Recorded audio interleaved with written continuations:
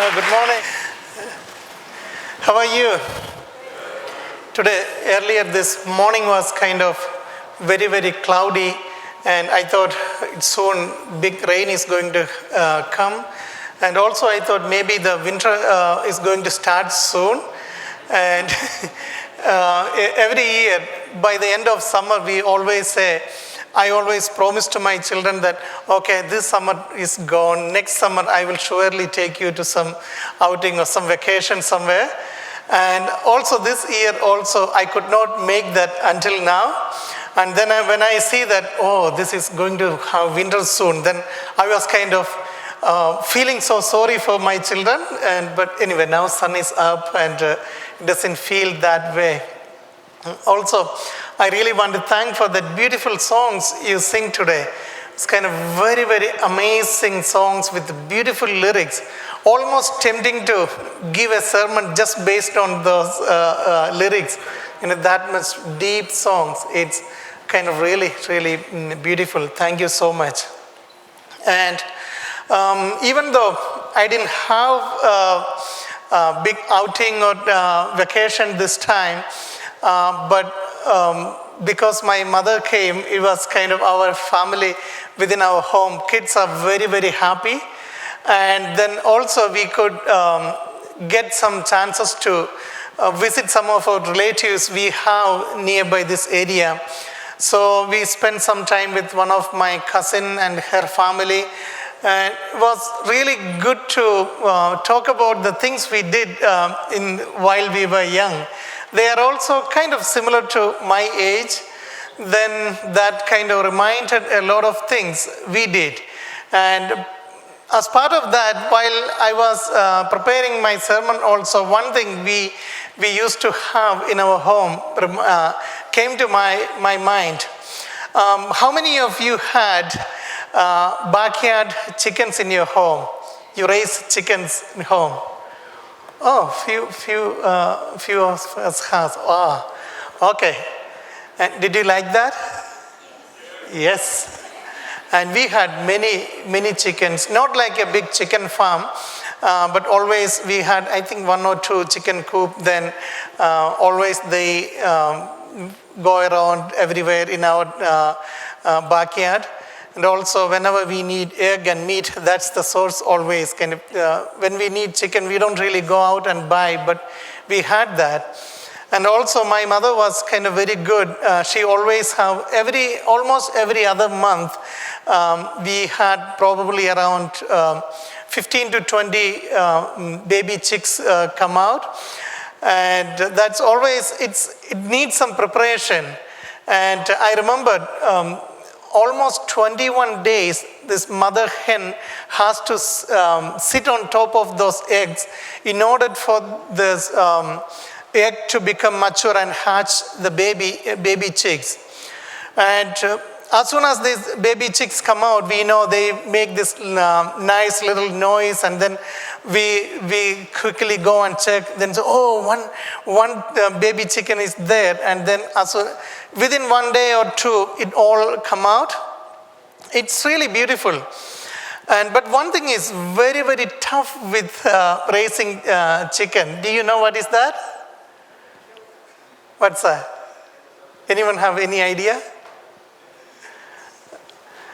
Actually, raising them from that age to until the time they are able to survive by themselves, protecting these baby chicks, that's the most difficult part of raising backyard chickens in our home.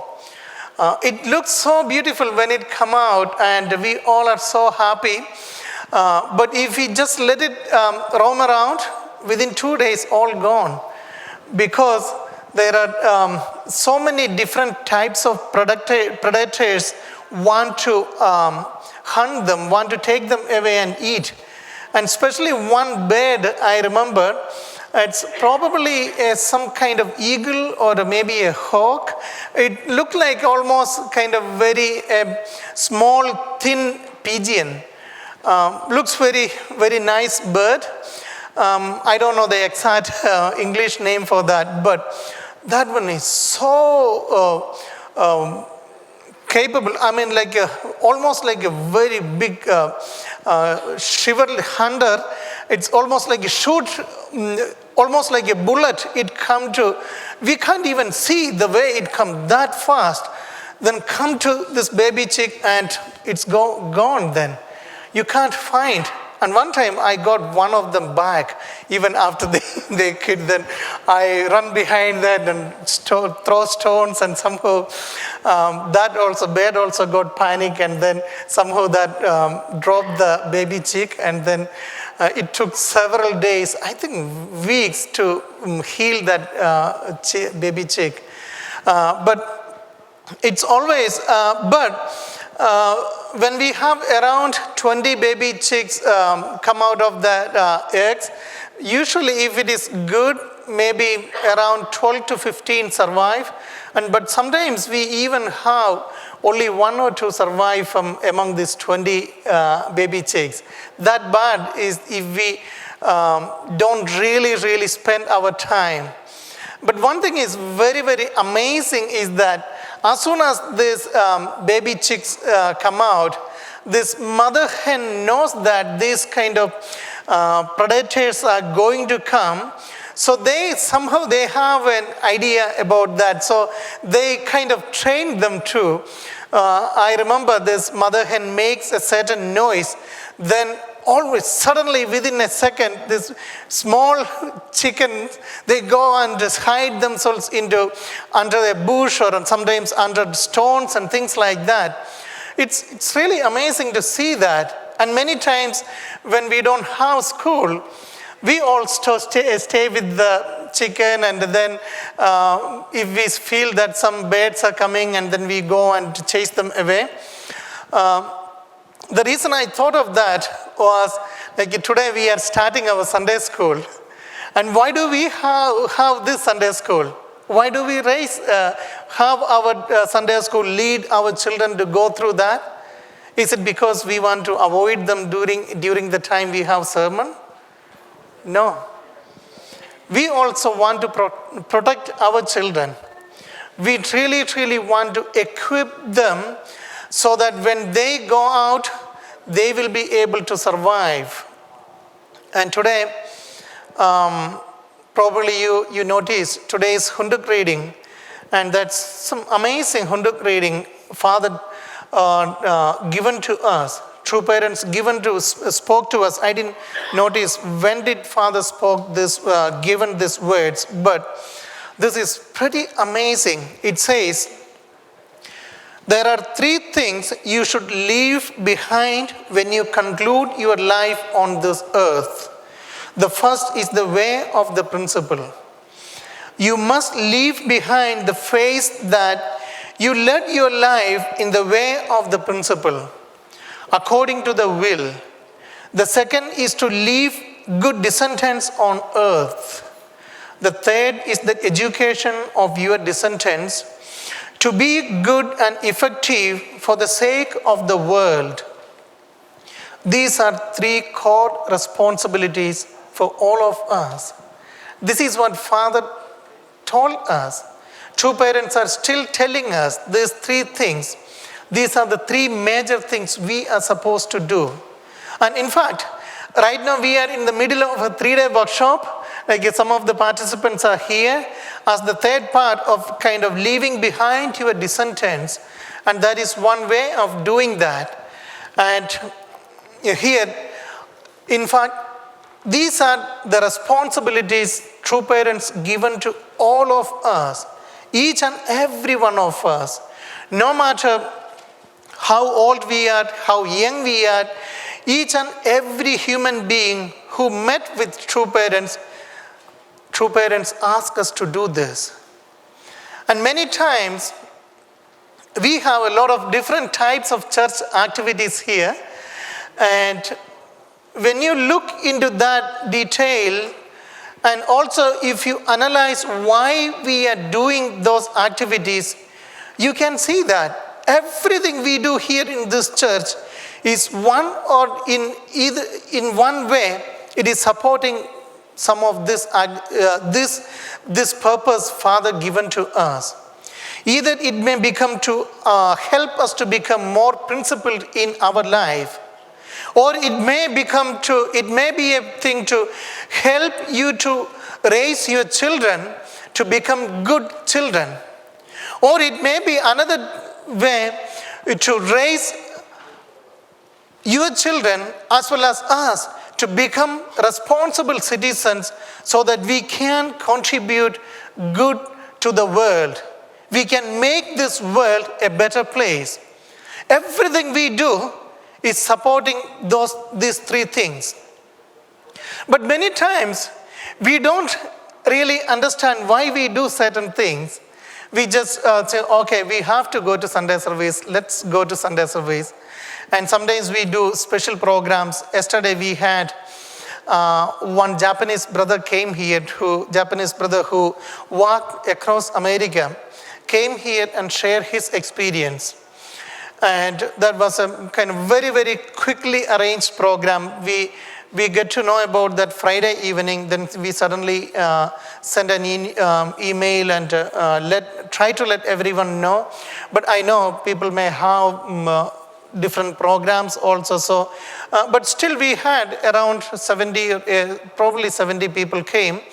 And he shared why he was doing that. It was kind of very, very beautiful.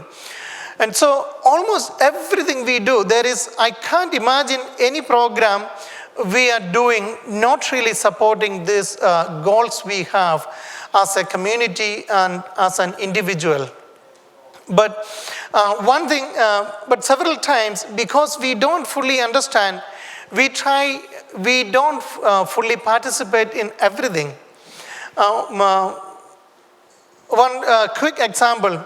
Last week we were supposed to have an orientation program for our Sunday school, specifically for parents. But do you know how many people were here for that? How many? Better than zero. One person. But I know three people were waiting downstairs, getting ready to come up. But we can count 4 people. But it was way beyond our expectation. We thought at least 20 or 30 parents will be here, and we were going to explain actually the things we did today. We were planning to explain last week. We didn't want to do that whole presentation during the service, but because we didn't have any parents, we had to do that here. And partially some is because one parent told me, oh, everything is going very fine. It's totally okay. I don't have to come and say my opinions. And that parent is actually, something is wrong, he come and really make a big noise. He fight, but he told me, everything is okay. I'm totally satisfied. That's why I don't come. But we still need everyone's input and everyone's participation. No one can do things by ourselves. So also, many times, several parents, when we have parents, this smaller class parents program and things, several parents come and give very, very good opinions.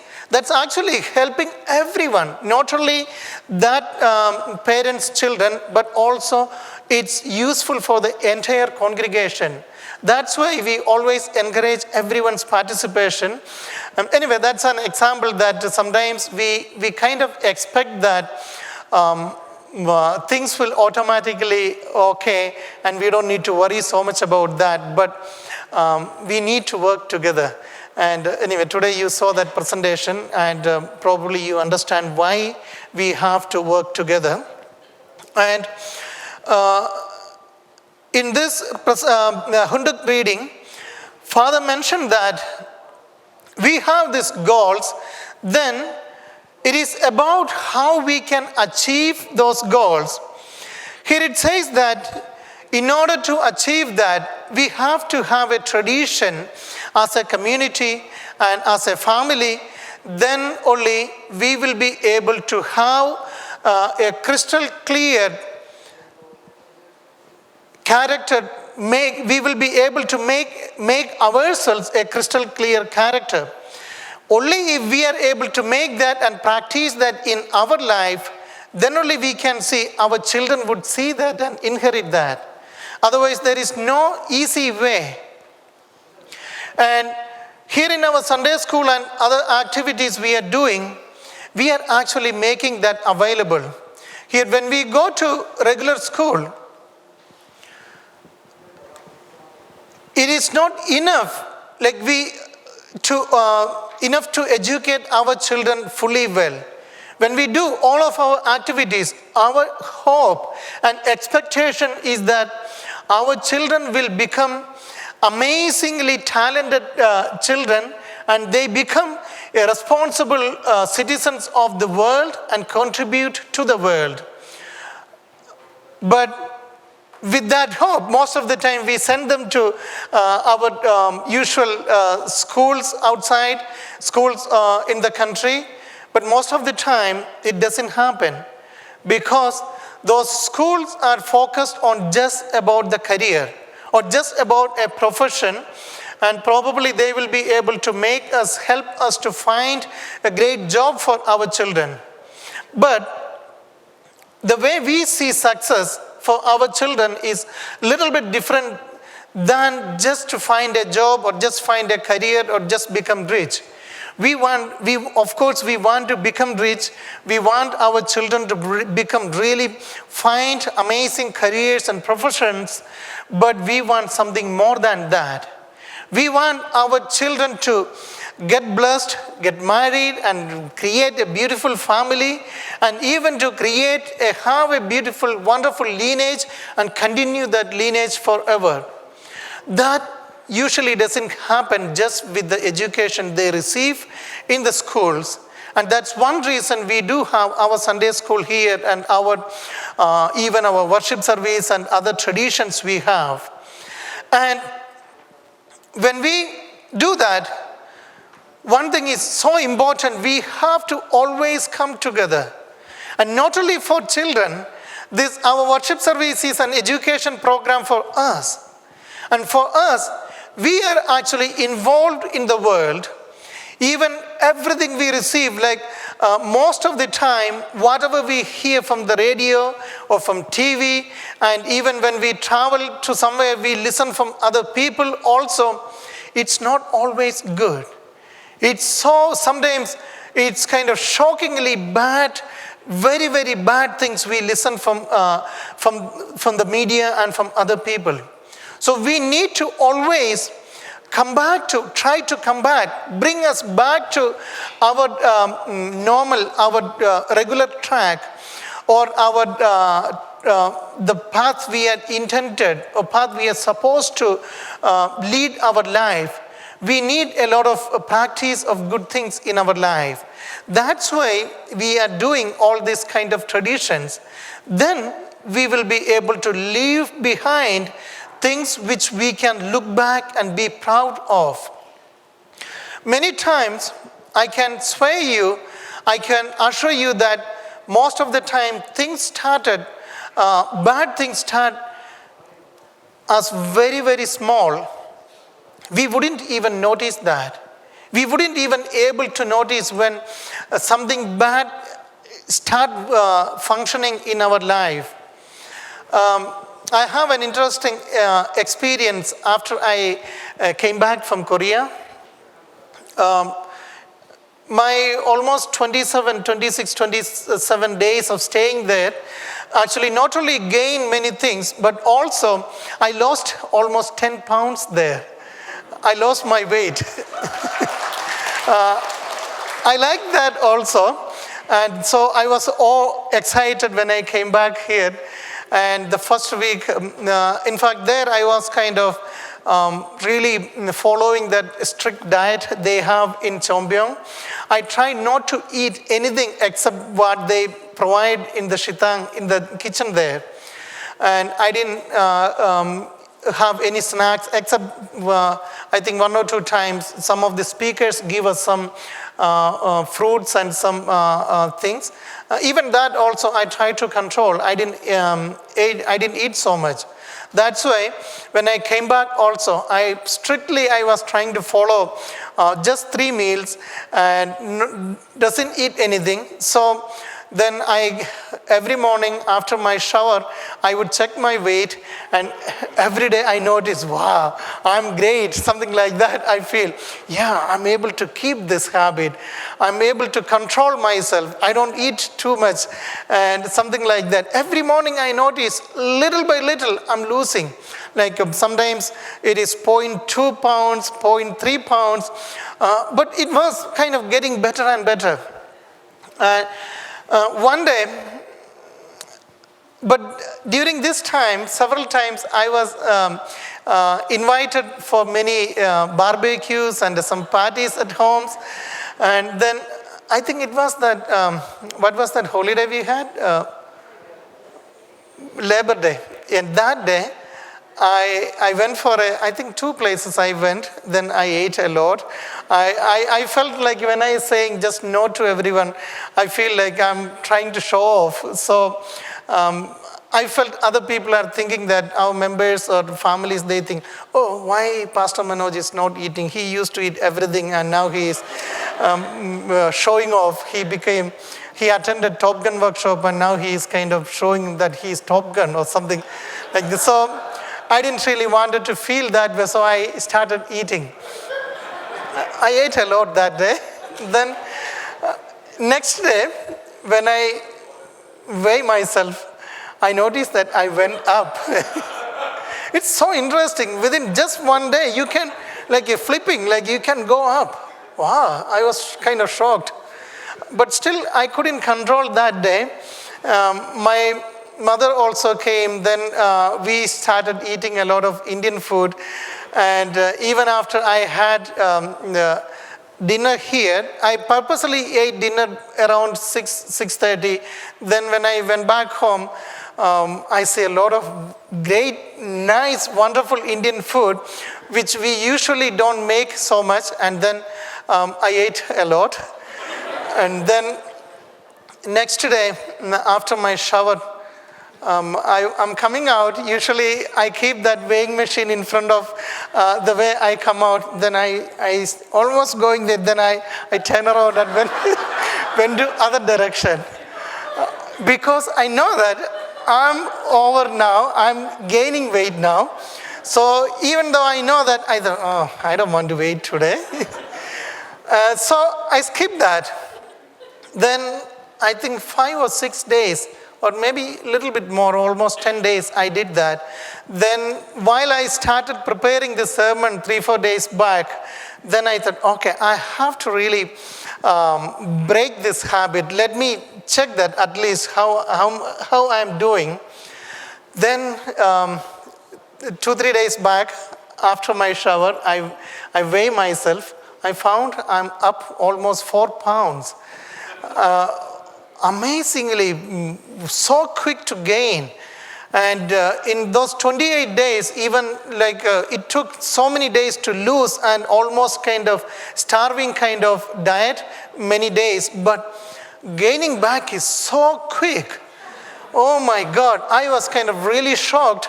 Then I was telling Rani that, oh, I lost, I don't think I can do this anymore.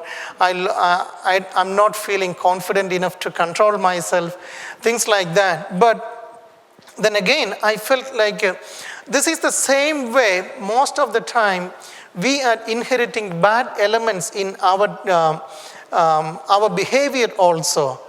And everything we do, our relationship with other people, our eating habits and our exercise habits and everything we do, this kind of habits of not really noticing that in the very beginning, that's actually the key of things. And because I kind of give up that, if I was kind of really strongly doing that next day and day after, I would have stopped that habit quickly. But because I purposely, knowingly, I know that it's a bad thing, but still I thought, no, I don't want to do that because I know it's almost going to be almost like a criticism towards me. I didn't want to hear that self-criticism from even within me. And that's why I kind of, again, gain a lot of weight. And so, here in this, we really have to be aware that every time we do something bad or we gain something bad, when we attend a church service or when we read a 100 passage, we are actually kind of being again self-aware of that. We are again measuring ourselves. We are checking ourselves against that standard we need to have in our life. If we do that day by day, if we listen to the sermons day by day, every week by week, we will be able to balance ourselves, weigh ourselves. We can see, oh, how much I am away from that. Let me come back to that position I am supposed to be. Let me come back to that standard I am supposed to have in my life. And so, today, as we are starting our Sunday school today, I thought of sharing with you these things I kind of realized last few weeks. And not only that, I felt it is not, sometimes when we talk about Sunday school and raising our children, we just think children are the only ones need our support. Of course, they need, even after the most of the time, we think until they become big enough to get blessed, and once they are blessed, it's all our responsibilities are finished, and then we just let them handle everything by themselves. And actually, that's not the case. For a baby chicken, probably that works. A baby chick, after a couple of months, that chicken may be able to survive within that environment. But human beings are different. We need all throughout our life, we need guidance from our friends, our parents, and sometimes from our mentors. We need to have that active, good interaction in our life. Especially for children who get blessed. Immediately after they get blessed, they are going to have more problems in their life. Not only just happy honeymoon time, they are going to encounter difficulties.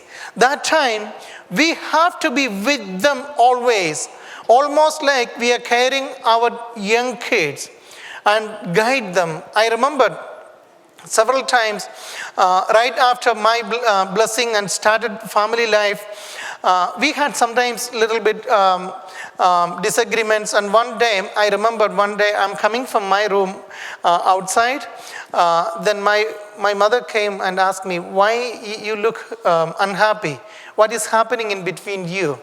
And I don't remember what was happening that time, but I remember my mother asking me that question, and immediately because she asked me, I went back and kind of solved that. Both me and Rani don't remember what was that, but we remembered because of our parents' involvement, we were pushed to solve that problem. And today, when we are doing this, thinking about raising our children, do not think that just by sending to Sunday school, or just by sending to a youth ministry program, or just by sending them to a Sunday service or a young adult ministry program, it's not going to end. This is actually your responsibility, but what church is doing is to find ways to support and even stimulate conversation among our membership so that we can raise our children together. And also,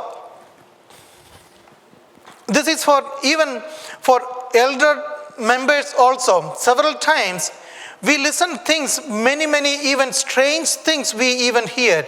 Sometimes even from our own friends also we can hear weird and strange things which can easily kind of stop us or push us away from church and our faith and our good family life.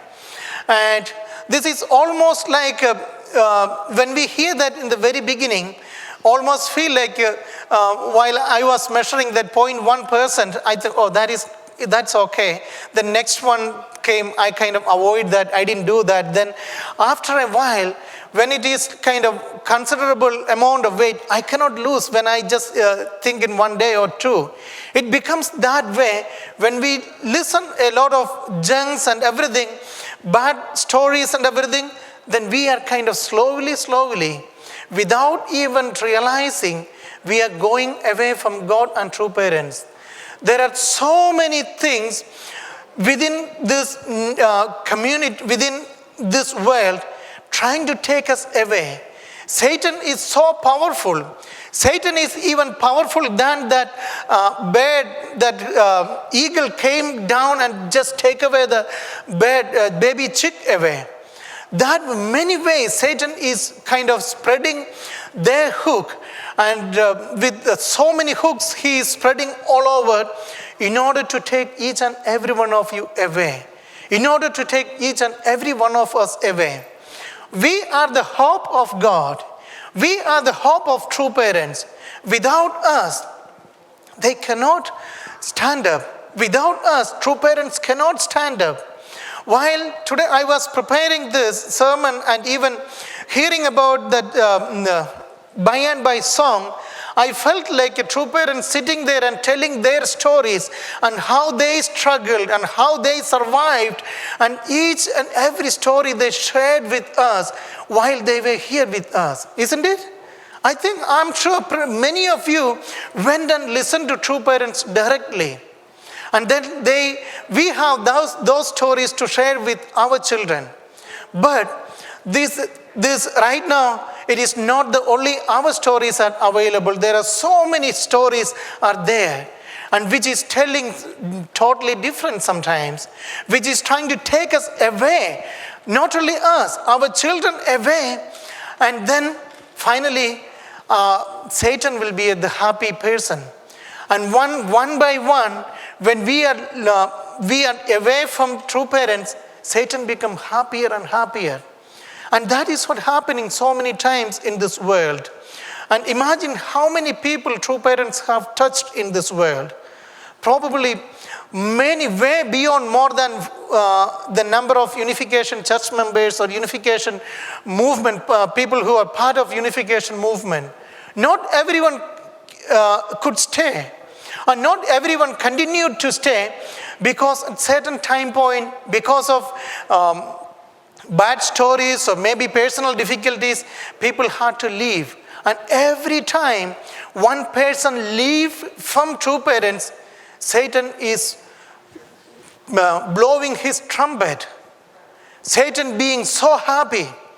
And that is, he is the most active person in one way in this whole world, trying to take away each and every person from God. And yesterday, I was so busy yesterday from morning to almost until 9:30. In morning 9 o'clock, I was teaching an introductory presentation. And in that one slide, says that people are in an ignorant state. Human beings are in ignorant state. That's why we cannot take right decision. And I'm totally sure we are not that ignorant, because we listen to true parents a lot. We are in a much better position, but still we have the elements of that ignorance in us. And so it is so important to educate ourselves, firmly root ourselves into principle. The divine principle which true parents have given to us, it is beyond any human being, beyond anyone can even imagine that much great principle. That's the only that can root us into God and true parents. There is nothing else. And yesterday later, I went to one program organized by one church in Patterson, and that was a program. I went with Mrs. Hyder and Mrs. Yamada, and they invited me. Then I thought, okay, let me go. It's very close by. They often send me invitations about such kind of programs. And that was so many pastors came together and talked about Actually, that the theme of that program intrigued me. That's why I went. That was the primary thing kind of attracted me. That was saying that war against sin. It is a war fighting against sin. It's true, absolutely true. Every churches we have, not only our own church, even other churches are also in a war front, fighting against Satan. And in that war, many times we have to be together all the time. Without that, we cannot defeat Satan. Satan is even coming into us. Sometimes it may be one of our closest friends telling us that a different idea, saying that, oh, that's silly, that let us, even when you are in your school or college, sometimes one of your friends may say that, oh, why do you kind of just hold on to this kind of strict discipline in your life? Let's go and have some fun. Let's go for this Friday night party. Many times our children are get invited for such kind of things. And not only children, even after several years I joined the church, I get teased by people because I don't drink with them. And they almost like a mock saying that, oh, you are not a man, you are like a silly girl, you don't drink. That kind of people use all kind of, this is not actually people using, this is Satan using that. Satan talking through them. That's why beware of such kind of attacks. We are doing this Sunday school for our children, and same time, you also have to be always courageous enough to repel what you don't need in your life. Repel and chase away and keep that separation between bad and good. And today, as I'm here on this Sunday morning, I sincerely want all of you to think about this every time in your life.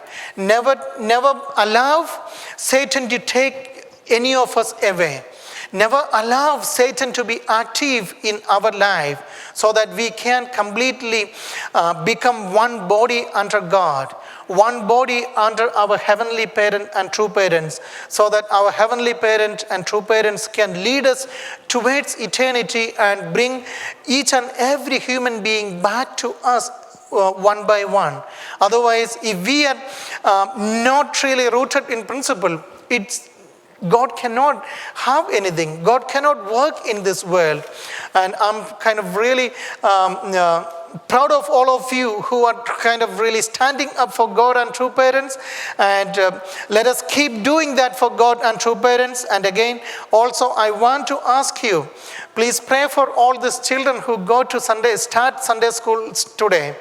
And also not only Sunday school today, our youth ministry participants are doing a training program for them for the volunteers in Camp Sunrise. Please keep them in your prayers, and also keep everyone in your prayers. The time is each and every time. This time we need spiritual power. Then only with the spirit of heavenly parent and true parents we can defeat Satan. And thank you so much for attending this great worship service. May God bless you. Thank you.